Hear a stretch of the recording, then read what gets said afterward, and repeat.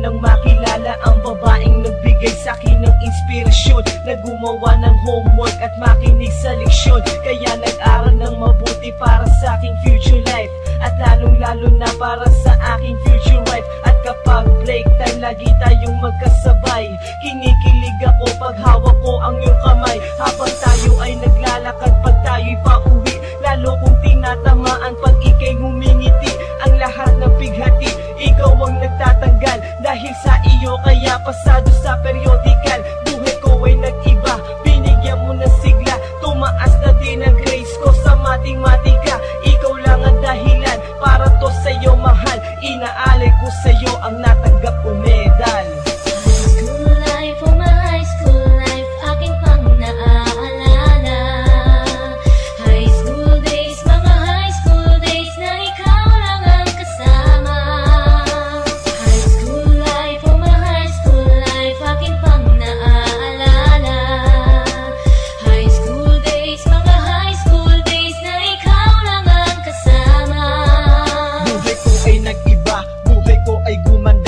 Maraming bumilib at maraming nagtaka. Ganito pala ang feeling pag ikaw ay nagmahal. Araw-araw at gabi-gabi akong nagdarasal na sana'y ikaw na nga ang inilaan sa akin. Makasama ko sa buhay para aking mahalin. Nang ako yung sagutin, muntikan na akong madrop. Pero dahil sa iyo, naabot ko pa ang ulap. Ngunit ang kapalit, bakit ka bigla nagbago? Lagi kang tulala at parang lagi kang kabado. Hindi ka pumapasok, saan ka nagpupunta? Bumababa na mga grado mo, ano ba ang problema? Nakausapin ka, bigla ka napaiyak. Mabigat ang iyong dala-dala at yan ang natiyak. Nang ikaw ay tinanong, hindi mo ko sinagot. Tumakbo ka pa, alis na para bang ika'y takot. Bakit? School life, oh my high school life, akin pang naaalala. High school days, mga high school days na ikaw lang ang kasama. High school life, oh my high school life, akin pang naaalala.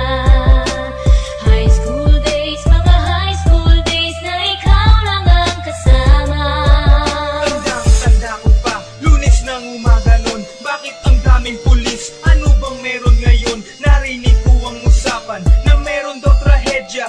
4th year student ang nakita sa kubeta, at nang inilabas, labis kong ikinagulat, pagkat ikaw ang biktima ka